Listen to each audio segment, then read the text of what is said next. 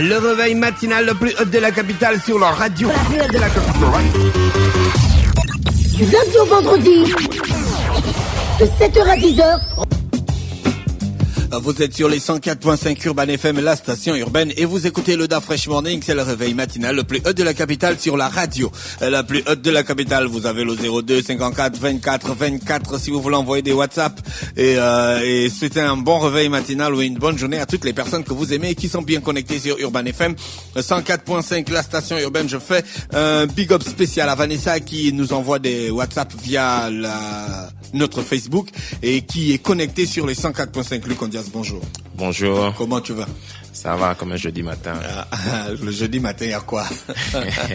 Alors, on est déjà en pleine forme. Luc Ondias, la semaine dernière, on a parlé de changement. Ouais. Et c'est la rubrique qui a tourné d'ailleurs toute la semaine. Ouais. Et moi, j'ai réécouté parce que la dernière fois, je n'avais pas écouté la rubrique. Et là, je l'ai réécouté de long en large. Ouais. Et j'avais quelques questions qu'il fallait encore qu'on te repose. Ouais. Ce matin, dans notre émission, tu as parlé de se séparer des personnes qui peuvent empêcher votre changement. Je suis d'accord. Voilà. Moi, je voulais te poser la question, est-ce que l'environnement ne peut pas favoriser le changement ou ne peut pas vous décourager à changer? Bien sûr. L'environnement dans lequel on évolue nous influence beaucoup et impacte sur notre mentalité, notre attitude, notre motivation, et que ce soit les gens ou l'environnement. Si on veut changer et que l'environnement n'est pas capable de nous favoriser ce changement, comment on fait?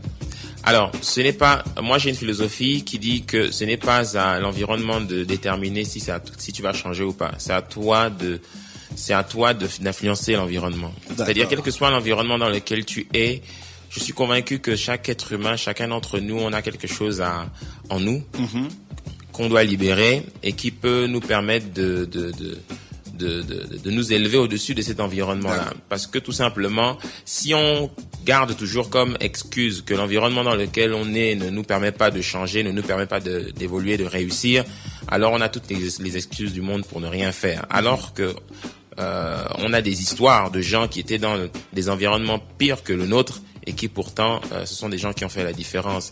Donc, il ne faut pas regarder à ce qui nous entoure. Ça joue beaucoup. Ça joue beaucoup. L'environnement social, l'environnement économique, l'environnement politique. Il y a beaucoup de facteurs extérieurs qui peuvent nous bloquer. Mais moi, je reste convaincu qu'il ne faut pas se laisser... comment dire? Le cas de René Rude qui parlait le matin qu'il y a la grève à l'Institut de gestion. Oui. Et tu veux bien faire l'école. Oui. Tu as envie de changer ta vie. Oui, mais si les enseignants ils viennent pas et puis ils sont en grève. Regarde, aujourd'hui, j'ai souvent cette question des jeunes. J'ai souvent cette question des jeunes qui disent, bon, ok, Luc Ondias, on est d'accord avec tout ce que tu dis, ok, mais voilà, nous on veut aller à l'école, il y a les grèves. Dernièrement, je suis passé il y a quelques jours, je sais pas s'ils ont réouvert, j'ai vu aussi que l'UOB aussi était fermé. Et je parlais avec des jeunes et je leur dis, écoutez, on est à l'ère de l'information aujourd'hui. Ne vous laissez pas abattre par tout ça. C'est vrai, c'est compliqué, d'accord? Mais vous devez persévérer et vous accrocher. On est à l'ère de l'information. Allez chercher des informations. Allez chercher des informations. Le gars qui corrige tes notes, qui doit te donner le diplôme. Non, mais regarde. Moi, j'ai des exemples de gens qui ne sont même pas allés à l'école et ont réussi à produire quelque chose, à faire de leur vie quelque chose d'intéressant. C'est vrai, s'il y a pas les moyens qu'il faut, il y a les grèves, etc. autour de nous, ça pénalise les examens en fin d'année, ça pénalise les jeunes. Et là, on blâme l'État, on blâme les responsables éducatifs, etc. Ok. Maintenant, moi, j'ai envie de dire à ce jeune là qui peut pas aller à l'école parce que les établissements sont tout le temps en grève. Bah, écoute, trouve-toi un projet, commence à rêver et fais ce qu'il faut. Je sais pas. Trouve une solution pour pouvoir faire ce que tu as envie de faire. Si tu avais, par exemple, décidé de faire des études de droit, et puis à l'UOB, l'école est fermée et tu peux pas faire tes études de droit, trouve autre chose. Mais tu peux faire du droit, Luc, parce que tu te dis que dans le droit, tu peux changer le monde, tu peux influencer des gens, tu peux amener des... J'ai pas de réponse toute faite pour ça. J'ai pas de réponse toute faite pour ça. Ce serait prétentieux de venir dire que j'ai une réponse toute faite pour ça. Mais j'ai envie de dire j'ai appris une chose, c'est que dans la vie, mon ami, si tu es à terre et que tu dis voilà, pauvre de moi, je reste par terre et que tu t'appuies toi sur ton sort, dans le monde dans lequel on vit, il y a personne qui va te relever, hein. personne ne va venir t'aider. Personne ne va venir te dire, bon voilà, on est désolé, etc. On vit dans un monde qui est dur. On vit dans un monde qui est sans pitié. On vit dans un monde où les gens individualisent, où les gens ne pensent qu'à eux. Tu peux pas aller à l'école, tes parents n'ont pas d'argent pour t'envoyer à l'école, l'école est tout le temps en grève.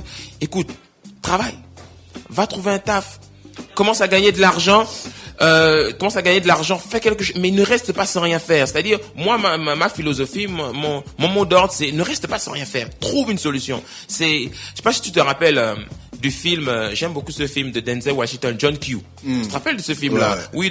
Où son fils devait se faire implanter un autre cœur.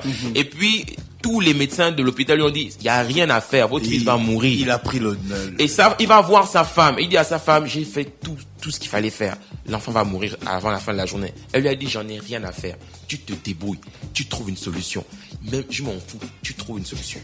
Il a pris l'hôpital en otage. Et ça a changé tout l'environnement médical, etc. On a refait des lois, etc. Parce que c'était toujours les pauvres qui prenaient, etc. C'est-à-dire le gars, il a risqué sa vie au point d'aller en prison parce qu'il disait aujourd'hui là je trouve une solution pour sauver mon fils. Donc tu vois, j'ai envie de dire quoi? J'ai envie de dire que là c'est une situation extrême, ok. Mais j'ai envie de dire que pour un jeune, pour quelqu'un qui n'a aucune solution en apparence, les établissements sont fermés, l'environnement social et économique ne nous permet pas de faire ce qu'on veut, etc. Trouve une solution. J'ai pas de réponse toute faite pour ça, mais j'ai envie de dire, fais quelque chose. S'il faut aller travailler pendant, moi je me rappelle par exemple, j'avais pas d'argent pour payer mes études. Je suis parti laver les assiettes le soir dans les restaurants, tu vois. Et j'ai quasiment perdu 1 an et demi moi j'ai passé mon bac à quasiment 19 ans, presque 20 ans. Tu vois, j'avais beaucoup de retard parce que j'avais pris de retard. 19 ans, 20 ans, c'est pas un si grand retard. Monsieur, c'est du retard, attends. Il y a des gars qui ont 25 fiches en terminale. Bon, eux, ils ont vraiment du retard. Tu vois, mais je lavais les assiettes le soir, je travaillais, je faisais des boulots en plus, etc. Je me battais, tu vois. J'ai des jeunes autour de moi, j'en ai un par exemple qui est parti travailler à la sauce tartare pendant un moment. Le gars, ça fait quasiment 3 ans qu'il n'arrive plus à avancer dans ses études à l'UOB. Il n'a pas d'argent. Je lui ai dit, trouve un travail, fais quelque chose. Il est parti vendre les beignets brochettes à sauce tartare. Au bout de 2 semaines, il décide d'abandonner. Il dit, c'est trop dur.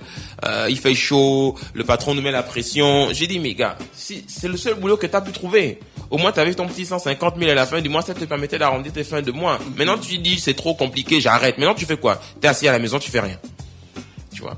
Donc j'ai pas de réponse toute faite pour ça. En fait. D'accord. L'environnement dans lequel on vit est condamnable, oui, mais on va devoir les gens vont devoir. Est-ce que j'avais aussi une autre question par rapport à la rubrique le matin parce que je t'ai dit que je l'ai bien écouté. Est-ce que l'amour ne peut pas freiner ton changement? Plus que Dieu dit de cultiver l'amour. L'amour pour qui? L'amour pour quoi? L'amour pour des gens. Ouais. Tu vis avec des gens, tu as des amis, tu as des frères, tu as des sœurs, tu as par exemple l'homme de ta vie ou la femme de ta vie. Est-ce que l'amour ne peut pas t'empêcher de changer? Parce que tu veux changer de vie, mais tu te rends compte que les personnes qui sont avec toi ne vont pas comprendre ce changement. Rappelle-toi, dans la chronique, j'ai dit une phrase, j'ai dit, tu ne peux pas changer ce que tu tolères. Oui, tu as dit ça. Ouais. Si tu tolères quelque chose, c'est-à-dire si tu l'acceptes, eh ben, ça freine automatiquement ton changement. Mais le changement part d'une décision. Si tu décides de faire autre chose de ta vie, mais que tu es avec quelqu'un, par exemple, la semaine dernière, on parlait de relations de mariage, marital, etc. Tu es avec un homme. Le gars, ça fait des années qu'il t'a pas demandé un mariage. Toi, tu veux te marier. Tu veux aller de l'avant. Tu veux fonder un foyer. Lui, il ne veut pas. Il te dit, c'est pas le temps, c'est pas le moment, etc. Et tu vois les années passer. La famille commence à te mettre la pression. L'âge passe, etc. Toi, tu as envie d'avancer. Mais tu es avec quelqu'un qui, en apparence, te dit, oui, ça va aller, mais il ne s'est pas encore décidé. Pendant ce temps, tu fais quoi? Tu l'aimes. Tu fais quoi? Mais écoute, si tu veux vraiment aller de l'avant, si tu veux changer, si tu veux provoquer un changement positif dans ta vie et passer à une autre dimension, tu te sépares de lui. Voilà. Maintenant, l'amour, effectivement, peut être si fort qu'on reste attaché à quelqu'un et ça pénalise notre propre vie. Mais bon, c'est comme une femme qui est avec quelqu'un et la personne la brutalise. Elle l'aime, c'est le père de ses enfants, mais il la bat. On lui dit laisse, elle dit elle veut pas. Bah écoute, c'est toi qui décides. Tout part d'une décision. Donc, l'amour ne peut pas freiner. L'amour est quelque chose qui est positif. Et ça ne peut qu'apporter des choses positives dans ta vie. Et quand tu es avec quelqu'un, quand tu as des relations, elles sont censées être positives, pas négatives. Elles sont censées te faire progresser, pas te faire reculer. Elles sont censées te permettre de t'épanouir et non t'attrister. Voilà, donc tu ne peux pas dire que tu as une relation et que par amour pour cette relation, tu décides de condamner ta propre vie. Non, moi j'estime que c'est pas une relation qui te permet d'aller de l'avant, d'avancer vers ta destinée. Voilà, une relation qui te pénalise, qui te rabaisse ou qui t'empêche de provoquer des changements positifs dans ta vie, ce n'est pas une relation que tu dois garder. Tu dois t'en séparer. C'est un bon clin d'œil parce que la semaine prochaine on parle des relations. La prise de conscience du changement peut-elle venir d'une autre personne? Bien sûr. Est-ce que tu peux entraîner les gens dans ton changement? Bien sûr, parce que tout simplement chacun d'entre nous on influence quelqu'un ou des personnes. Donc chacun d'entre nous on est en guillemets un leader. Donc on a des gens autour de nous, que ce soit notre famille, notre conjoint, nos parents, nos amis, nos collègues de travail. Donc chacun d'entre nous, on peut être ce facteur déclencheur là dans la vie de quelqu'un d'autre. Tu vois. Donc quand on voit quelqu'un qui ne fait rien de bon de sa vie et que toi tu commences à lui dire non, vas-y, change, prends telle décision, etc. Oui, on peut être à nous un facteur déclencheur de changement dans la vie d'une autre personne. Ça, je suis d'accord avec ça. Est-ce que si les personnes ne suivent pas, ça peut nous freiner? Tu ne peux pas aider quelqu'un qui n'a pas envie d'être aidé.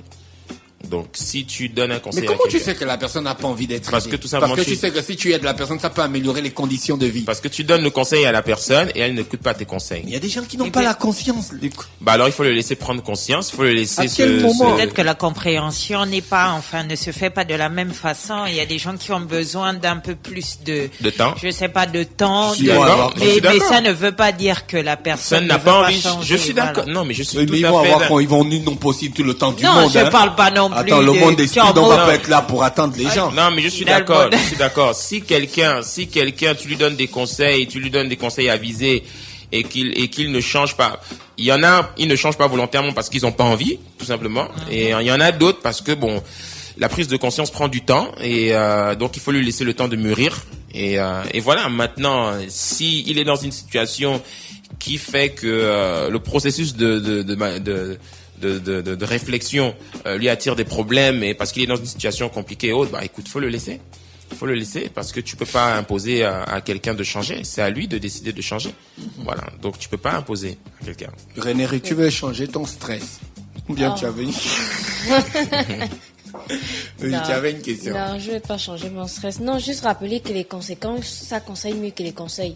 On peut te conseiller de faire quelque chose, tu n'écoutes pas. Ça, c'est les proverbes qui sont écrits derrière les taxis. Non, c'est pas écrit derrière les taxis. Et quand c'est vrai en plus, c'est vrai. Moi, parfois, on m'a demandé de faire certaines choses que j'ai refusées. Et quand je suis arrivée à un moment où j'ai chuté, j'ai mieux compris que la personne qui me disait non, ne fais pas ci ou bien ne fais pas cela, c'est nettement mieux, quoi. C'est comme à l'école, quand on te demande de réviser, tu te dis non, je vais faire avec ma culture générale, et quand la mauvaise note arrive, ça t'enseigne mieux même que la personne qui t'a demandé de réviser.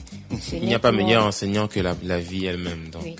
Luc, on dit sur le plan de la foi. Mm-hmm. Toi qui es un homme de Dieu, est-ce que tu penses qu'on est arrivé à un moment où il faut changer les choses? À quel niveau? Au niveau de la foi, de la croyance, au niveau de la pratique du comportement du croyant, du bon chrétien. Écoute, qu'est-ce que la foi? La foi, c'est... Dans la Bible, il est écrit que la foi, c'est l'affirmation des choses qu'on espère et la démonstration de celles qu'on ne voit pas. La foi, c'est croire en quelque chose, avoir une conviction. La foi, c'est croire en Dieu, croire en Jésus-Christ. Telle est ma conviction. Maintenant, est-ce qu'il faut changer quelque chose par rapport à notre foi? Aujourd'hui... Est-ce que la foi qu'on a envers le Christ ne devait pas être aussi le reflet de notre société? Est-ce que nous ne sommes peut-être pas de bons croyants?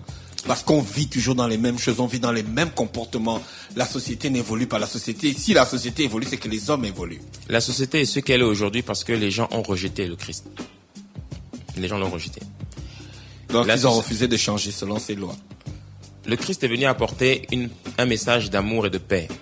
Un message d'amour, de paix et un message qui pousse au changement positif. D'accord? Maintenant, quand je dis que les gens qu'on l'a rejeté, la société dans laquelle nous vivons l'a rejeté, je mets ça entre guillemets, bien entendu. La société n'est que le reflet de nos croyances et de nos décisions, des actes que l'on pose, de l'amour que l'on a pour son prochain. Le Christ véhicule un message d'amour. Et si notre société avait accepté le Christ, elle ne serait pas ce qu'elle est aujourd'hui. D'accord? Elle ne serait pas ce qu'elle est aujourd'hui. Si on doit changer quelque chose par rapport à notre foi, c'est écouter les paroles de Jésus. Si on écoute les paroles de Jésus, la société sera meilleure. Ça, c'est clair. Voilà. Donc, aujourd'hui, on ne fait que récolter ce que l'on a semé dans notre monde. Et le monde dans lequel on vit aujourd'hui a rejeté Dieu. Regarde les valeurs, regarde les lois que l'on vote, regarde où va la société, regarde le monde autour de nous. Regarde le monde. Donc, quand tu regardes le monde autour de toi, tu te rends compte qu'en fait, les gens ne croient plus en Dieu. C'est pas parce que quelqu'un dit qu'il croit en Dieu qu'il croit vraiment en Dieu. Parce que le comportement en tant que tel démontre véritablement si tu crois ou pas. Donc, aujourd'hui, moi je suis pasteur aujourd'hui, tu vas dans les églises, même les églises sont remplies de gens, ils te disent qu'ils croient en Dieu, mais quand tu vois leur comportement dans la vie, tu te rends compte qu'ils croient pas. Parfois même, tu trouves même des gens qui vont pas du tout à l'église qui ont un meilleur comportement. Voilà. Donc, c'est pas juste dire je crois, j'ai la foi. C'est mettre en pratique les paroles de Jésus. Si Jésus-Christ dit aime ton prochain comme toi-même, ne fais pas ci, ne fais pas ça. Toi, tu dis tu crois en lui, mais tu le fais quand même. C'est écrit dans Matthieu 7, 21. Vous dites que vous m'appelez Seigneur, Seigneur, mais vous ne faites pas ce que je dis. Hein? Donc, si tu dis je crois et que tu mets en pratique ce que Jésus-Christ a dit, alors ta vie sera meilleure. Mais tu ne peux pas dire que tu crois et ne pas faire ce qu'il te dit de faire et dire que tu crois. C'est complètement faux. Je sais pas si tu m'as suivi. Oui, je crois. C'est un peu technique, mais j'ai quand même compris. Luc Ondias, on va arriver au terme de notre discussion parce qu'on revient quand même sur un thème qu'on avait déjà abordé. Et la semaine prochaine, on aura quoi comme rubrique? On parlera des relations que l'on a avec les gens, les uns avec les autres, les fréquentations. En général, la plupart des problèmes que l'on a dans la vie et même des bonnes choses qui nous arrivent sont souvent liées à quelqu'un. Voilà, donc on va parler des fréquentations, on va parler des relations qu'on développe les uns avec les autres, comment se comporter avec les autres, on va parler des opportunités que la vie peut nous présenter au travers d'une personne, des connexions, des portes qui peuvent s'ouvrir là, au travers d'une personne. Voilà, on parlera des relations et surtout l'importance de bien gérer nos relations. Parce que tout simplement, il y a des relations dans la vie, il faut savoir fermer la porte doucement, il faut savoir bien l'ouvrir aussi. Voilà. D'accord. C'était Luc Ondias sur les 104.5 Urban FM, la station urbaine dans le Da Fresh Morning, le réveil matinal le plus haut de la capitale sur la radio la plus haute de la capitale. On écoute Misty Hollande et on se retrouve juste derrière. Urban FM 104.5. Urban FM, toujours dans le barrio, proche des éléments. On fait passer les chariots à chaque événement. Général en costard. Urban FM, c'est cool, c'est fun. En fait, jamais une radio n'avait été aussi musicale. Et si on refaisait le hip-hop?